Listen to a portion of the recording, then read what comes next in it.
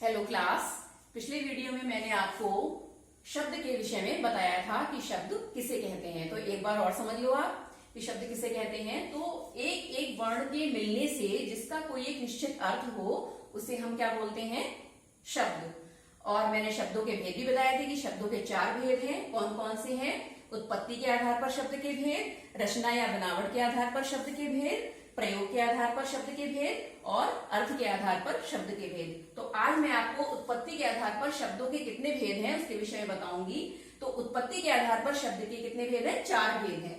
कौन कौन से? तत्सम शब्द, तद्भव शब्द, देशज शब्द और विदेशी शब्द। अब देख लीजिए आप तत्सम शब्द किसे कहते हैं।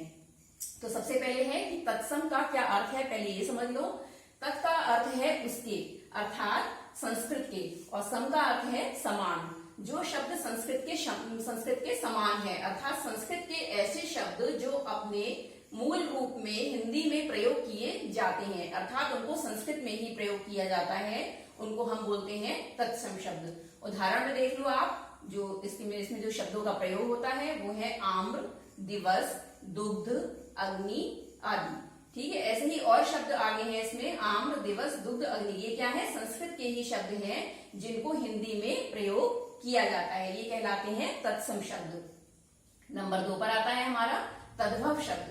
तो तद्भव शब्द क्या है? ऐसे शब्द जो संस्कृत से उत्पन्न तो हुए हैं, ठीक है, संस्कृत से तो उत्पन्न हुए हैं लेकिन हिंदी में उनका रूप बदल गया है। ठीक है, तद्भव का मतलब है उससे उत्पन्न, किससे? संस्कृत से उत्पन्न। तो ऐसे शब्द जो संस्कृत से उत्पन्न हुए हैं लेकिन हिंदी में उनका रूप बदल गया है, उनको हम बोलते हैं तद्भव शब्द। उदाहरण देख लो, आम, दिन, दूध और आग। ये है कौन? क्या है? ये हिंदी के शब्द हैं। आगे है देशज शब्द। देशज जो हम आपस की बोलचाल की भाषा में जो प्रयोग करते हैं जिन शब्दों का रोजमर्रा की जिंदगी में, उसको हम बोलते हैं देशज शब्द।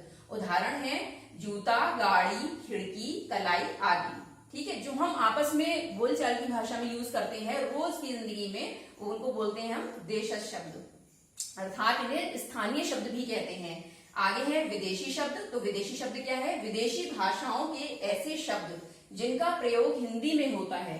ठीक है, तो विदेशी भाषाओं के ऐसे शब्द जिनका प्रयोग हिंदी में होता है उनको हम बोलते हैं विदेशी शब्द। जैसे अरबी भाषा, फारसी भाषा, अंग्रेजी भाषा, तुर्की भाषा और पुर्तगाली भाषा। तो इनके कुछ शब्द इस प्रकार हैं, जैसे है अखबार, खुशामद, कॉलेज, कमरा, कैंची आदि। ठीक है, तो आज मैंने आपको उत्पत्ति के आधार पर शब्द के कितने भेद हैं उसके विषय में बताया है।